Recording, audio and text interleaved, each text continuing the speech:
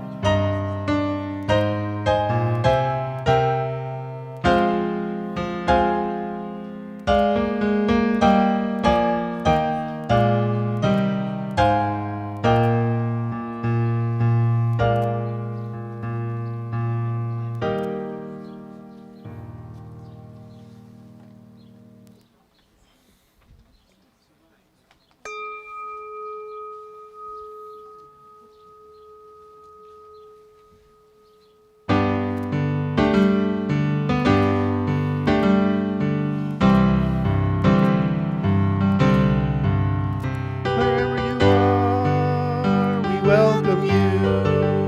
Wherever you come from, we welcome you. Whomever you love, we welcome you. Whomever you love, we welcome you.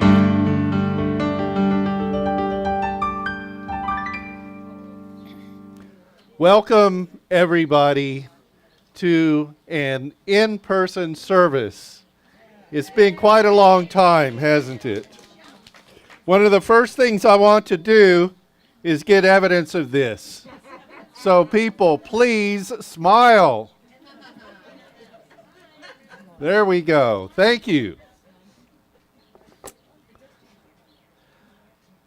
Since you're all here today, we are not going to have coffee hour on Zoom.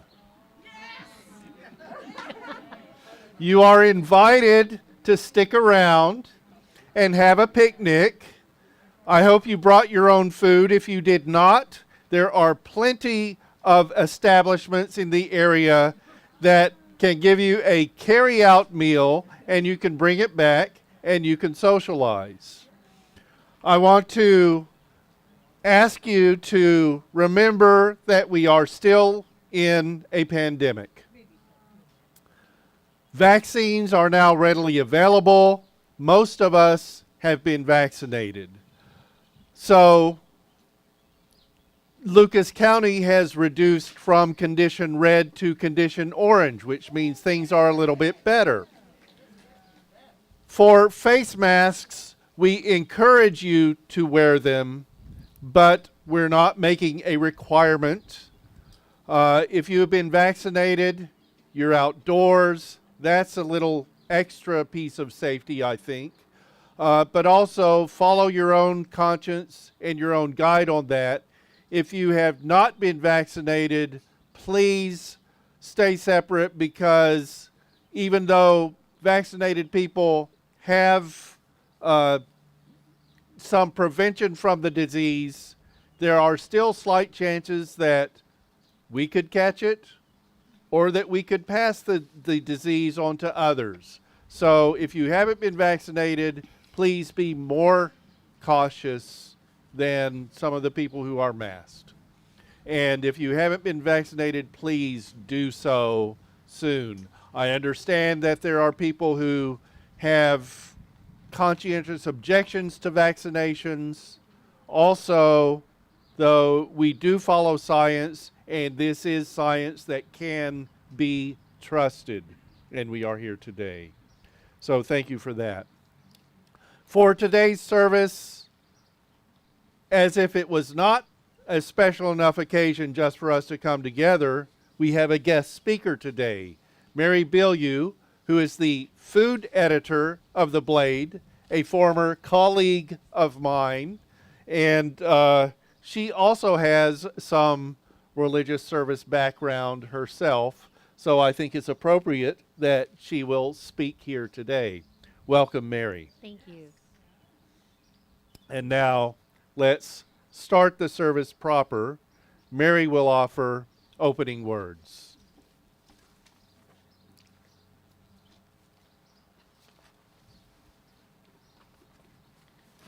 This reading comes from My Inner Sky on Embracing Day, Night, and All the Times in Between by Mary Andrew. Twilight. This time of day brings up a lot of uncomfortable feelings: regret, dread, longing. It's not day, not evening, not the mysteriously comforting night. It's a light purple transition that we don't quite know what to do with. There are so many times of life that feel like twilight, while moving, while recovering, while unhappily single or ambivalently partnered. This is the uncomfortable time when you're very much anticipating the next chapter and not exactly sure when it will be. Dawn. Morning is a symbol of renewal. After struggling through a dark night, dawn eventually breaks. It may not be the tidy conclusion to the tossing and turning we just suffered through, but it's a gift to begin again. Morning brings a sense of triumph and gratitude. We made it. Dawn gives us the opportunity to begin brightening our future. Our chalice lighting today is by Howard Thurman. It's adapted for our use. And this reading from theologian and civil rights leader Howard Thurman was originally written for Christmas. However, its message is important at any time, including this Memorial Day. I will light candles, candles of joy despite all the sadness, candles of hope where despair keeps watch, candles of courage for fears ever present, candles of peace for tempest-tossed days, candles of grace to ease heavy burdens, candles of love to inspire all my living, candles that will burn all year long. And as we're outside, we have an electric candle today. We hope the electricity does not burn itself out. Please join me in reciting our covenant. Love is the doctrine of this church. The quest for truth is its sacrament, and service is its prayer. This is our great covenant, to dwell together in peace, to seek the truth in love, and to help one another. Our congregational singing today, I hope, is familiar to many of you. We do not have lyrics printed. We did not haul out hymnals. So please sing, or if you have to, mumble, Amazing Grace.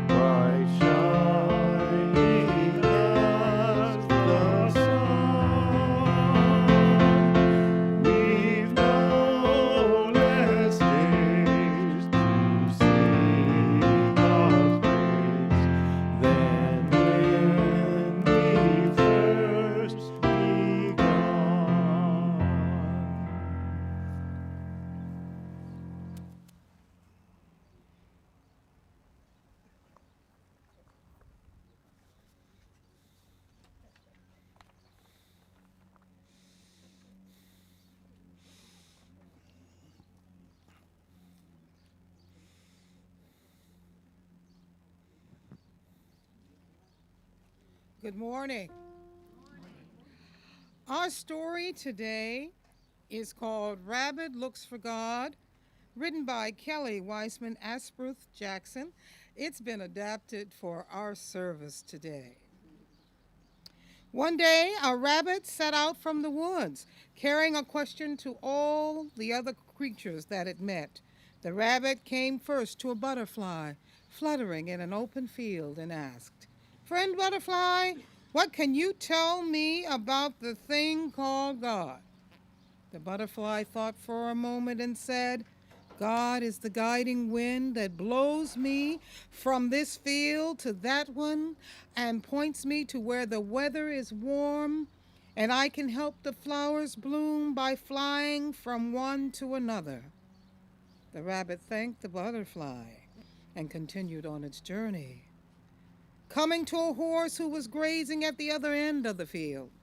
The rabbit hopped up and asked, "Friend horse, what can you tell me about the thing called God?"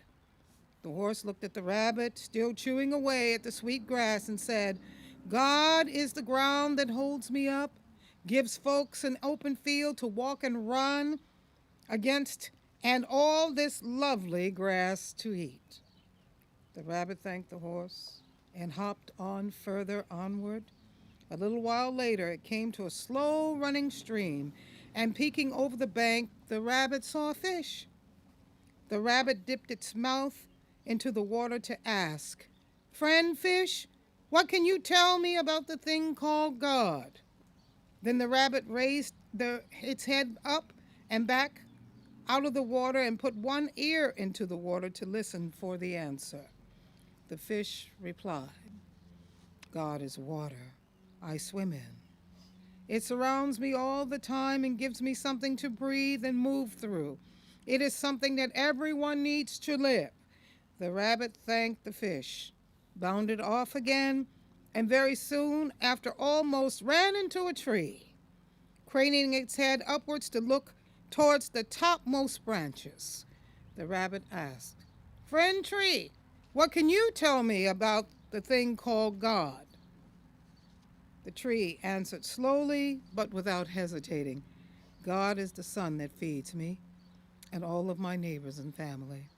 I spend all my days reaching upwards towards it and encouraging the shorter trees to do the same." The rabbit thanked the tree, and seeing that it was getting late in the day, set off to go back home for the night. As the rabbit was approaching its den, its neighbor, the squirrel, called out from nearby, "Friend rabbit, after your day of asking the same question over and over, what can you tell me about a thing called God?" The rabbit thought for a very long time and then said, "I can tell you that the butterfly cares deeply for the flowers. The horse wants everyone to have open fields to roam on. The fish knows everyone needs water to live, and the tree hopes its children will grow as tall as it has grown." And then the rabbit went down into its burrow and slept for the night. Before we get to our musical interlude, I just want to express appreciation for Soroya King. I think there are 16 days remaining for Roya to be our interim religious educator, and then Roya will increase her duties with her other denomination.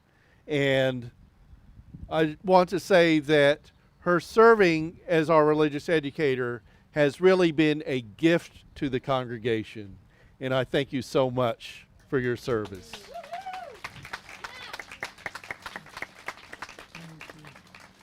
And let's hear a musical interlude from Bonnie Rowe.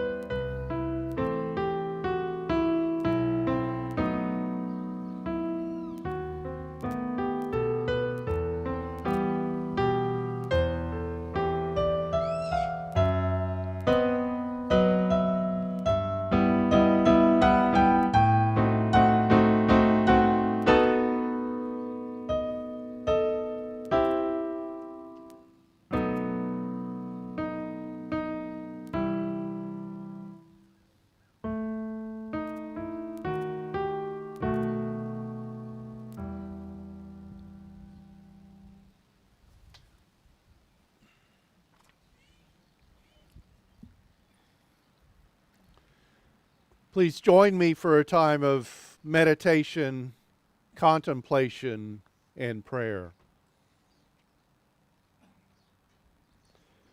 We begin with joy that we can be together in this way as we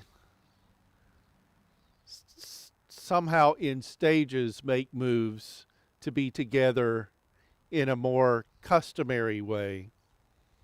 Although we know that a return will not be back to normal, but will be establishing our new ways.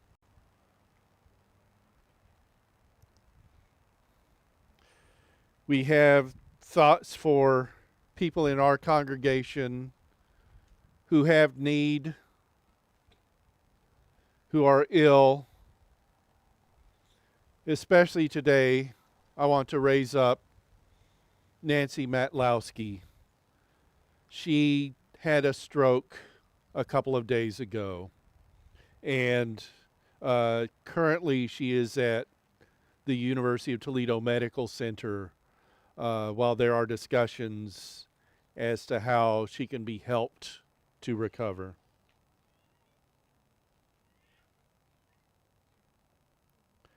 And this is Memorial Day weekend.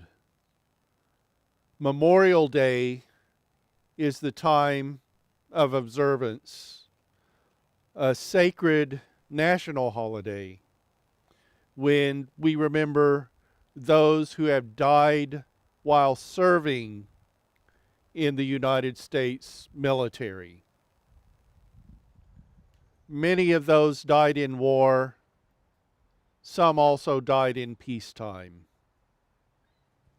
I know there are people lost who were members of this congregation through the years. Most of you, I would think, have family members who have died while in military service. And that includes my own father, who served in Korea and in World War II. And after Korea, he made a career as an Air Force chaplain. When he was a lieutenant colonel serving in Istanbul, Turkey, he fell ill, and soon after he was returned to the United States and diagnosed with cancer. He died soon after that. We're grateful that medicine and general knowledge has improved in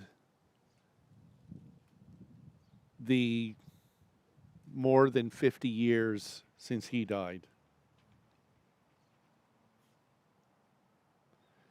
For Memorial Day, I bring you a prayer written by a colleague, Reverend Kristen Gassel-Schmidt, who is the minister at the Unitarian Universalist Congregation of Silver Spring, Maryland. She wrote, "Spirit of life, this Memorial Day weekend we hold in reverent memory all those whose lives have been cut short while serving in the armed forces. We pause to honor their service, whether they signed up willingly or were drafted, whether they agreed with what they were fighting for or not. We pause today to lift up their families and friends, neighborhoods and communities that will never be the same because they are gone. We pause also to pray for those who are serving today, for their safety, and for this country to honor their service with good pay and services and benefits. We pause today to lift up the many who have returned home from battle, bearing physical and emotional scars, and to remember the many who leave the battlefield only for that battlefield never to leave them. We pause in the midst of busy daily lives to gather in worship, this thing we do each week which binds us together expands our horizons, helps us remember our connection to all that is, and draws our focus to the things of deepest worth in our lives and our world. We pray not because prayer is magic that defies the laws of the universe, not because we all have the same beliefs about prayer or who or what we're praying to, but because prayer is a Unitarian Universalist practice that can change our hearts, our receptivity to one another, and the love and justice at work all around us. And so, in our time of worship together, we pray for peace. In this precious time together, we form a guiding vision of a world where we no longer ask people to sacrifice their bodies in order to manage international conflict. Many of us yearn for peace. Our world is thirsty for peace. And yet, as it has been said, there is no real peace without justice. Too often, peace is the word we use when what we really mean is a willingness to ignore a history of wrongs so we don't have to face the truth and all the ways that truth will ask us to change. But real peace is deeper than that. It means more than a momentary suspension of hard conversation for the sake of political posturing. Peace is more profound than the silent treatment, the tension that exists when it's too hard to engage the real issues.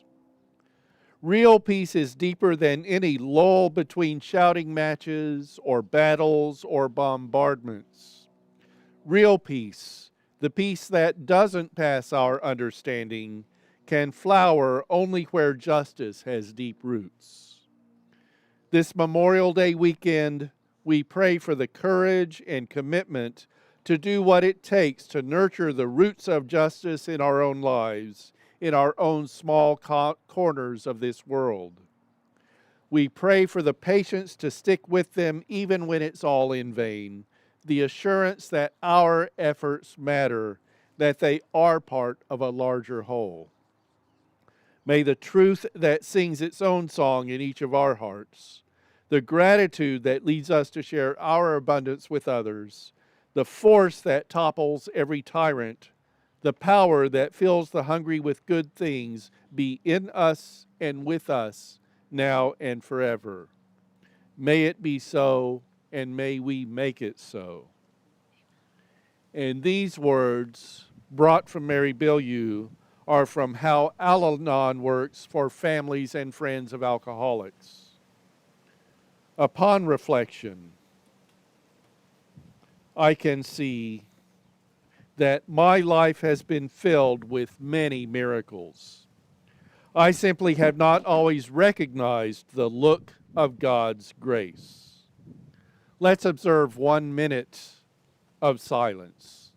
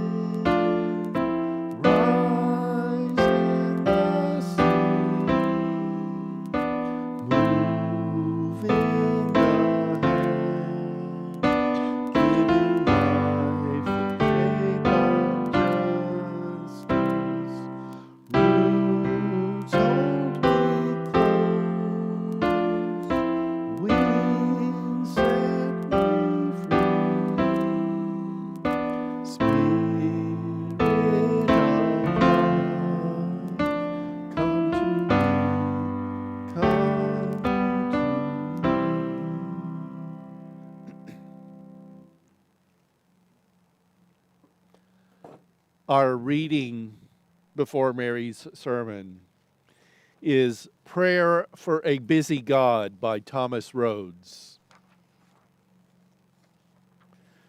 Do we ever surprise you, God? Do we ever do or say things which catch you off guard?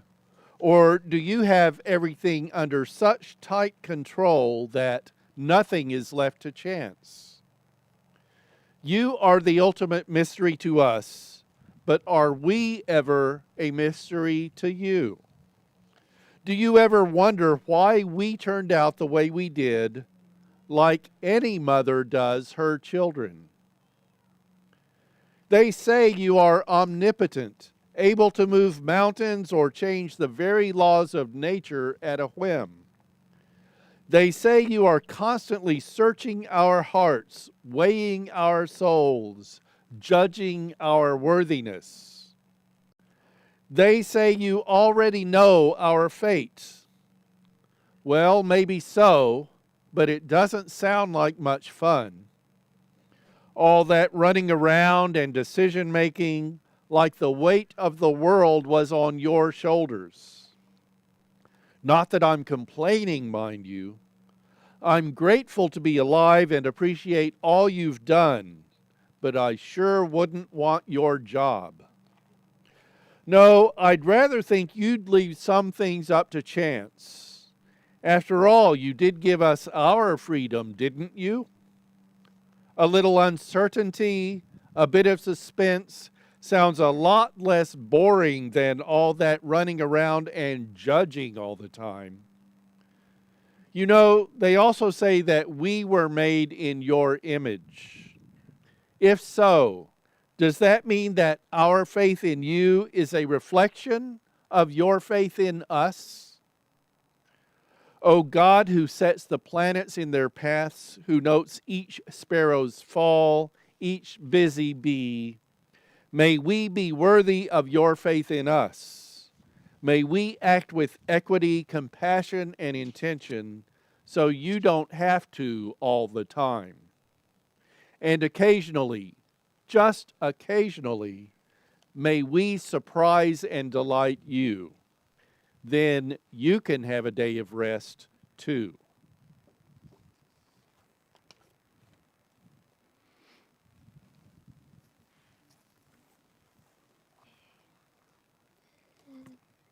There we go.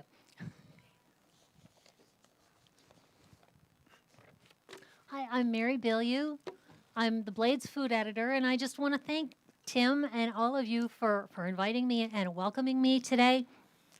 I was so flattered and surprised to be asked. And before I go on with what I have to say, I just want to say that having been invited not just to speak, but to also be able to pick some of the readings, I have to give huge credit to everyone who does that every week, 52 weeks out of the year. I started thinking, do I go to world religions? Do I go to obscure country songs? Do I go to, Peanuts cartoons? Where am I going to look for wisdom? So I hope the selections that I felt very honored to be able to pick have some meaning, and that they relate to the theme. I tried to just stick with what I knew and what I had, and I hope that what I have to say, whether through the selections or through the sermon I'm about to give, provides some meaning and some relevance. So back to the theme that I've been supporting here. It's a lyric from a song called Love My Way by an old new wave band from the 80s, the Psychedelic Furs. Where are my fellow fogies who may remember the Psychedelic Furs? Okay. And I say fogies with love, by the way. Fogies is a term of love. There's a line in that song that says, "You can never win or lose if you don't run the race." Now, part of the story I'm going to recite here today also is that the universe has a way of making sure you get where you need to be. So how do I reconcile the two? Essentially, God helps those who help themselves, coupled with a little dose of fate and destiny. I'm not sure whether in the next 15 minutes or at all whether I can settle that. But I think the story of how I got to Toledo sort of speaks to both. It's a little bit of work hard to be ready for your moment, maybe.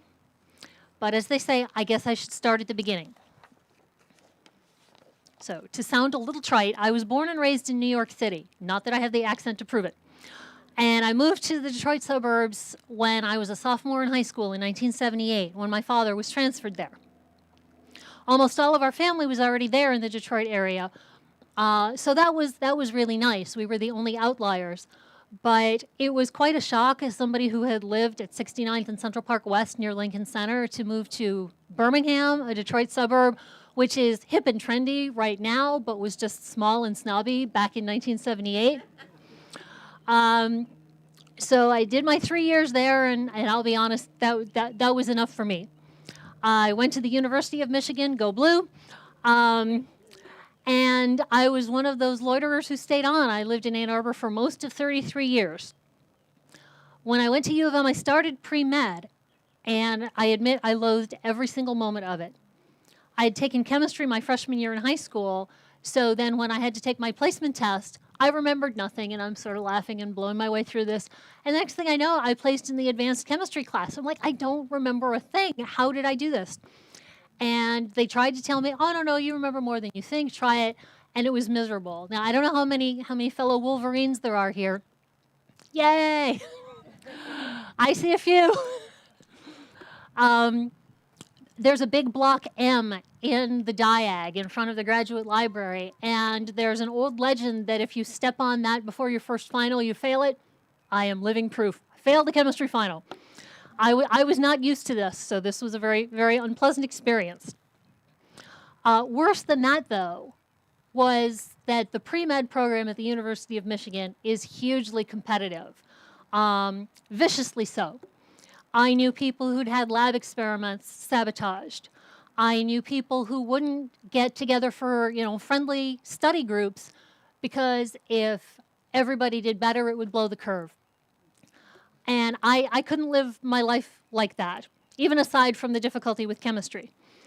And I can be competitive, and I like to challenge myself, but not to that degree. At the same time, I really enjoyed my humanities classes, especially the writing and literature ones. I discovered James Joyce, and as a recovering Catholic who's a quarter Irish, James Joyce really spoke to me. My professors encouraged my writing, even beyond just mere coursework. And I loved linguistics. I studied the history of English, I studied worldwide variants of English, and all the bits and pieces of language that are like puzzles. And as somebody who does the New York Times crossword puzzle every day, puzzles are kind of my thing, particularly word puzzles. So I had no idea what I was ever going to do with it, but I decided to pursue an English degree with a focus on language. You can imagine how thrilled my parents were.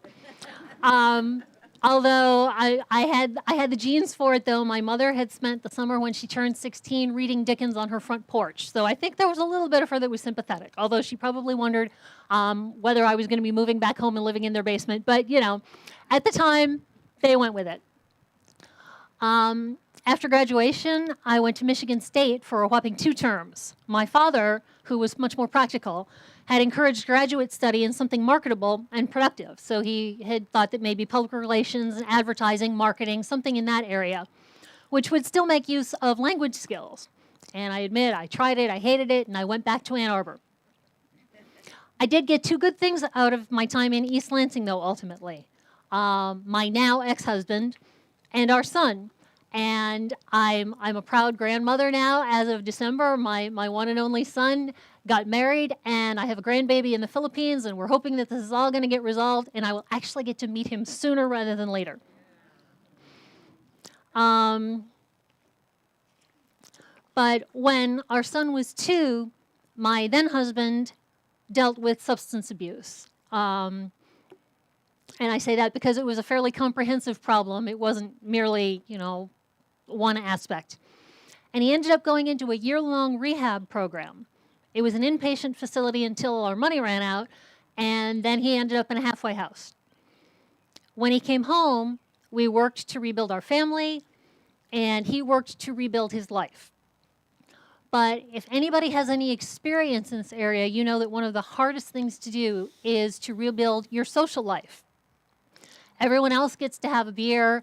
watching the football game at the Memorial Day or 4th of July picnic. Everyone else gets to toast the new year with a glass of champagne. And you're there with your Pepsi and your iced tea, or maybe you're living it up with some sparkling water, a little bit of lime.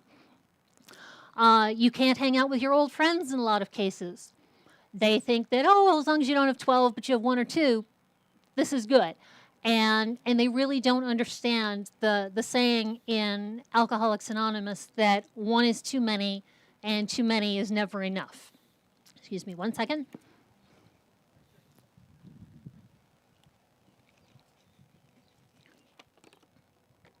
So everything really got rebuilt from the proverbial ground up. And I took it upon myself when we went to the Alano Club. We would go there for Thanksgiving and Christmas alcothons because, you know, a lot of times you couldn't deal with your family. So you had your family of choice, and you celebrated holidays there. We would have picnics, things like that. And I took it upon myself to try making non-alcoholic drinks to have a little bit of fun. And then in 1997, at the holidays, I saw the AAA Michigan was having a holiday contest to go with its Don't Drink and Drive program. And I can't tell you why I started fixating on this line that you can never win or lose if you don't run the race from the psych first, but it kind of became my motto. It's been a force in my life, helping me to make decisions and helping me to propel myself forward, regardless of what the results were going to be. So I had a white chocolate cocoa that was really lovely, got a lot of compliments, everybody enjoyed it. So I entered it in this AAA contest. And they picked me as a finalist. I was so excited. And there was prize money for people who won. There were first and second and third places, but I got $50 just for being a finalist. And considering we were still building our lives again, you know, $50 is $50. It was pretty good. I didn't win, but I did learn a great deal. There was a woman who came in second. She had a beautiful silver tray, and she had confetti, and she had this whole display. She had done calligraphy with a silver frame with the name of her drink, and it was just, I learned a lot about presentation.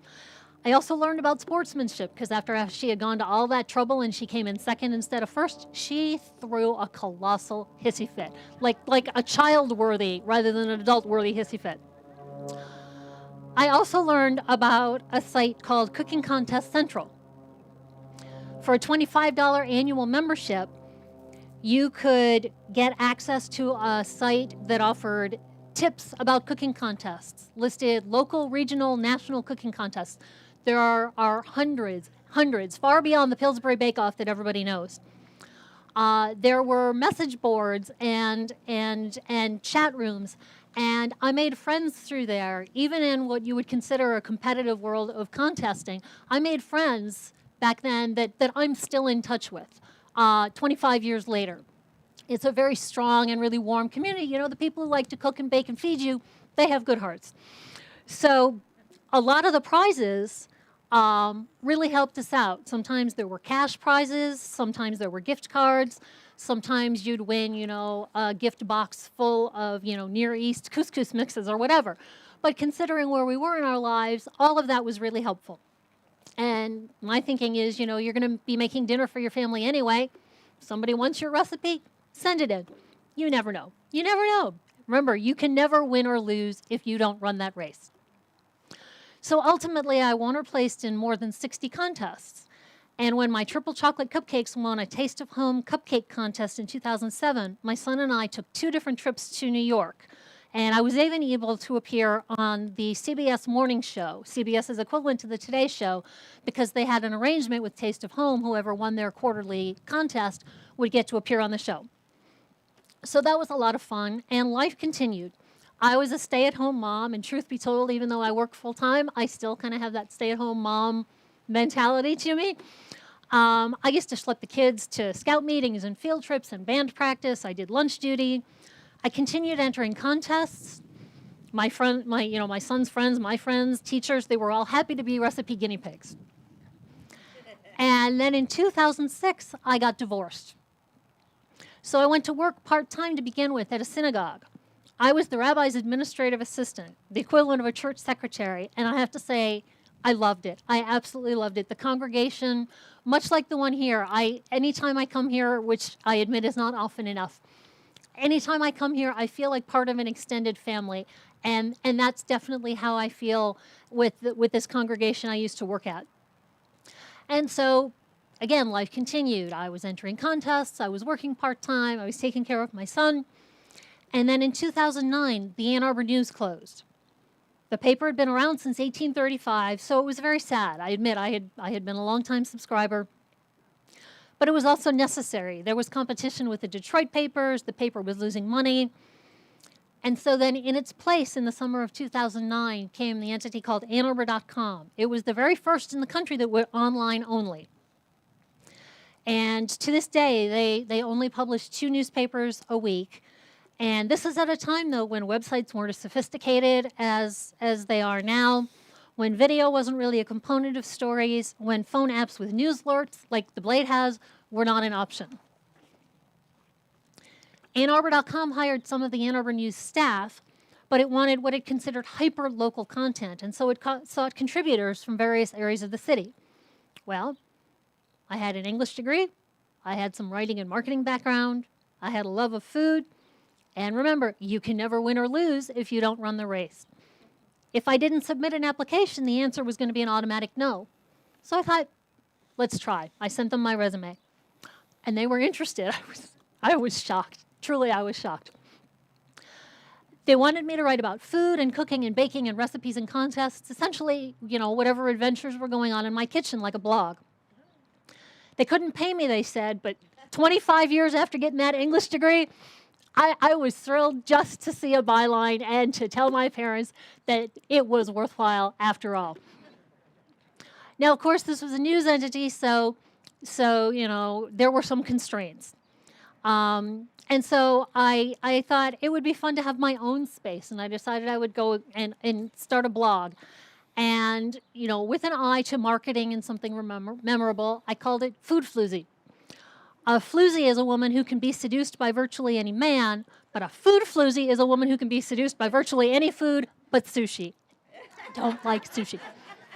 I have tried, and for everyone who's going to tell me I have to go here or try this, I don't like it. So at this point, I'm writing for AnnArbor.com, and I've got my blog, so I'm doing a lot of typing and a lot of cooking, a lot of baking, a lot of feeding of my friends and loved ones. And then my friend Susie, who was the editor of the Washtenaw Jewish News, which was Ann Arbor's monthly Jewish newspaper, asked me, how come you're not writing for me? And I looked at her point blank and I said, because you never asked me. So she asked me. And I became a food writer there as well. And I got to feature cookbooks. I got to interview people like Joan Nathan, who writes about food for the New York Times. She's hugely respected in the Jewish food world. And importantly, I was gaining experience. And then by that time, not only did the Washtenaw Jewish News give me a small stipend, AnnArbor.com did as well. I started getting invitations to judge everything from pie to cake to chili competitions. I got invited to give talks. I was invited to work on a cookbook for one of the other synagogues in town. I was invited to work on just a truly extraordinary project at the University of Michigan Library, where my friend Jan Longoni, if anybody knows her in the culinary historians world, was putting on an exhibit of Jewish cookbooks and ephemera. She's the founder of the Culinary Historians of Ann Arbor, has donated pretty much their tens of thousands, their entire collection of cookbooks. She was friends with Julia Child and other luminaries. She became a mentor. Just gave me huge quantities of support and encouragement. In fact, when we were working on this exhibit, we found out that there are a slew of Jewish food festivals and barbecue competitions. And Jan has even said that someday, when we hit herd immunity and I'm retired and I actually have some time, that I can go do a tour and write a book. So that's on my agenda. If anybody wants to be my benefactor, I'm here.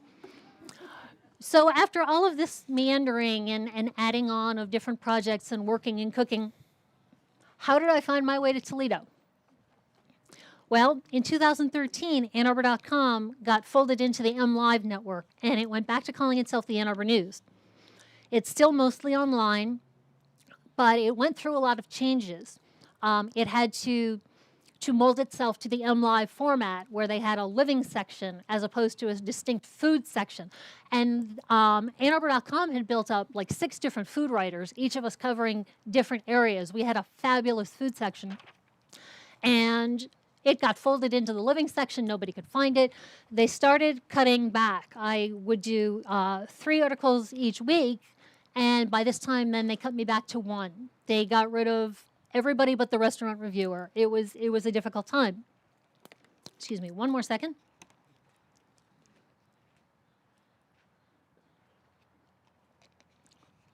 So I started looking around to see if there were any other freelance opportunities, because it was a little bit of extra money, and mostly it was a lot of fun. I didn't intend to move anywhere. I wasn't looking for a full-time job. I had a full-time job. The synagogue had hired a second rabbi, so my part-time job then became a full-time one. I'd been in Ann Arbor for 30 years. My son was still there. My friends were there. My life was there. But in December of 2013, while I was looking for freelance gigs, I saw that the Blade was looking for a food editor.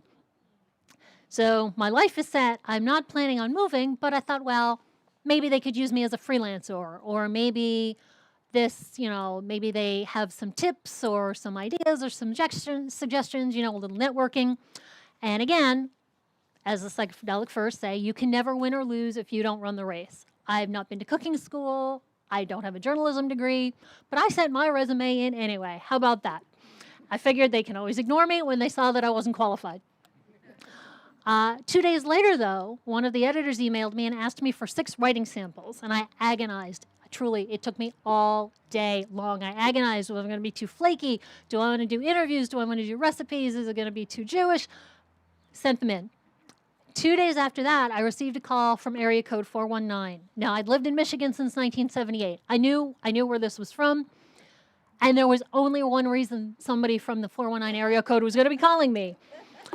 The woman I had emailed was asking me to come for an interview. So I'm completely shocked. I'm being asked for an interview for a job that I really didn't intend to take. We had a lovely talk, and she asked if I could come down and interview the next week. And I said, I can't do that. I said, I'm having shoulder surgery. Could we delay this a little bit? She said, well, we've been without our food editor since about November, so we don't want to rush, but we don't want to take too long. So we chatted, we set a date. 6 days after my shoulder surgery, I have stitches, I have a bandage, and I'm unable to drive, so my boyfriend, Craig, drove me down. I come to interview at the Blade.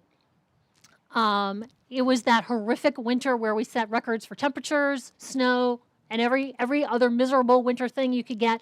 And I wore a sleeveless linen dress because it had a long zipper, and I could step into it and pull it over my non-functioning arm.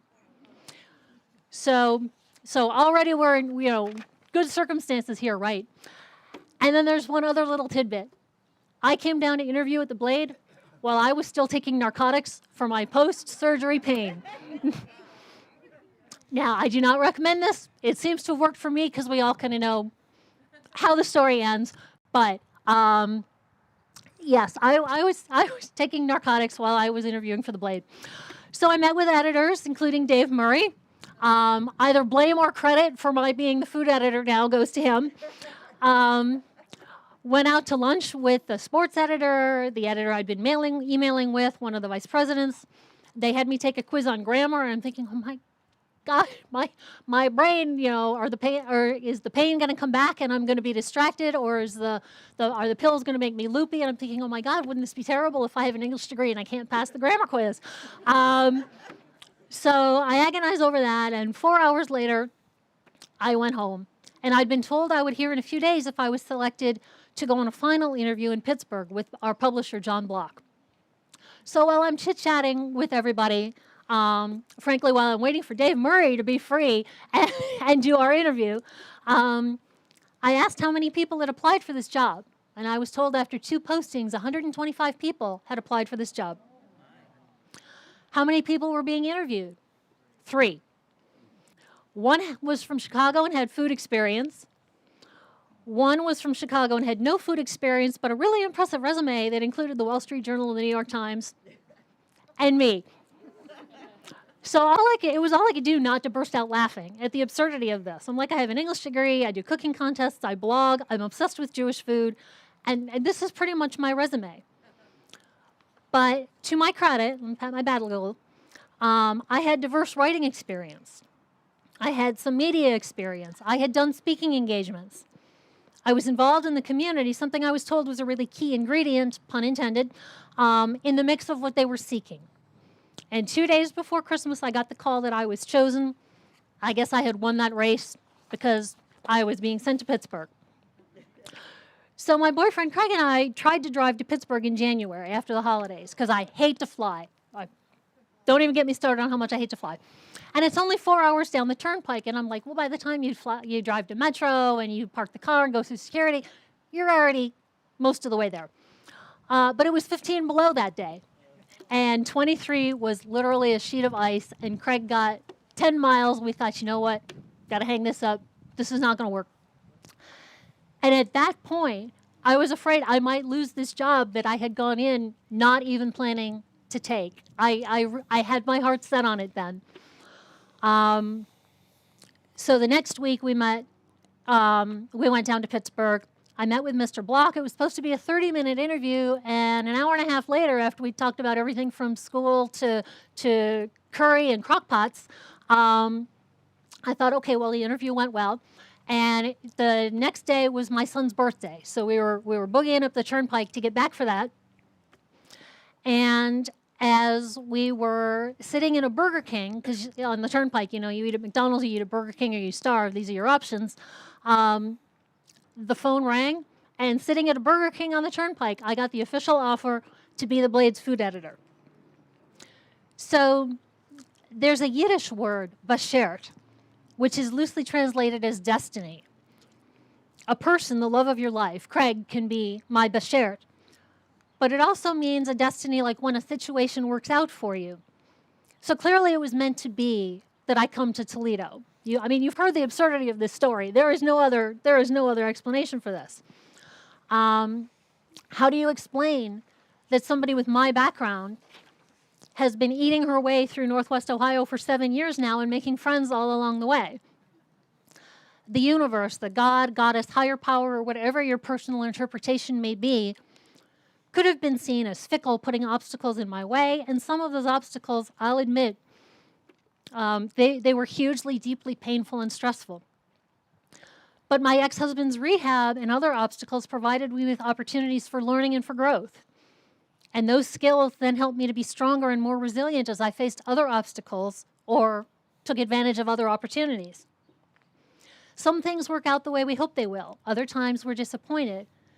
But either way they work out. I believe firmly they work out the way they're meant to. So perhaps it was fate, destiny, bashert, a chance to surprise and delight both the universe and myself. But as far as I'm concerned, the universe brought me home. I've taken only the last line from Love My Way as my motto. But the full line is really most applicable as I've overcome family obstacles, challenged myself when opportunities presented themselves, and become a proud Ohioan. I admit, though, that my car still has University of Michigan license plates. The full line is this: swallow all your tears, my love, and put on your new face, because you can never win or lose if you don't run the race.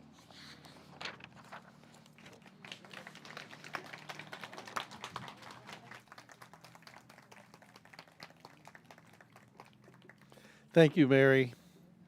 So it does not tell this whole story if we just compress all of that into saying the Blade found its food editor at Burger King.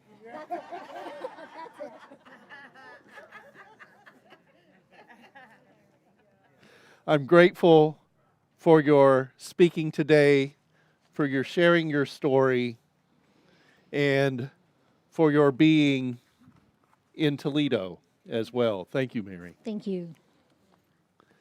Now it's offering time. We are not going to pass a basket. I'm going to address the people watching by our live stream on YouTube, as we have every week. We encourage you to go to uutoledo.org, click on Give, and click on Online Giving, and you can pay electronically that way, or you can send us a check at First Unitarian Church, 3205 Glendale Avenue, Toledo, Ohio, 43614.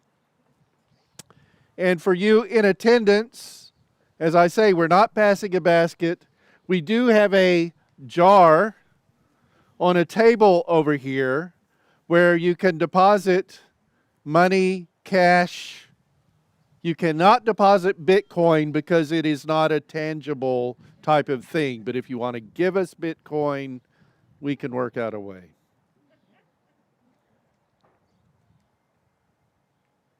And now for coming soon, a preview of next week, our 10 a.m. spiritual adventures on Zoom will be about the area office on aging. The 11 o'clock service, which will be only on YouTube, will be another entry in my continuing series of sermons on Jesus from my humanist perspective, this one called Healing Jesus. And for coffee hour, we do not have virtual coffee hour today, nothing online. Instead, as I said earlier, you're invited to bring food to our lawn, to our backyard, and share and socialize and have lunch together. And if you're watching from a distance, if you can get to Toledo in time, come on over. And now our closing words.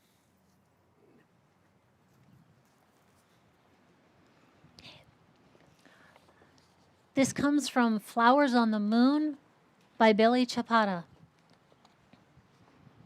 There is nothing ordinary about you. There is nothing simplistic about you. There is nothing mediocre about you. Look at how far your resilience has brought you. Look at how your being has protected you along the way. Look at how you have managed to get this far through all the mistakes, bad decisions, and wrong routes you've taken. Look at where your intuition or choice to ignore it has brought you. Look at how all the pain and heartache you've suffered have birthed a new you. It is no mistake that you are here. Your existence is no coincidence. So that should add more sense to your presence. There is much more ahead of you. Much more light, much more goodness, much more sweetness. Much more laughter, much more happiness, much more love, much more peace, much more connection, much more growth. You will grow wherever you are planted because you are deserving of all these things and more. And if you ever forget, doubt, or need comfort, may these words aid in your bloom.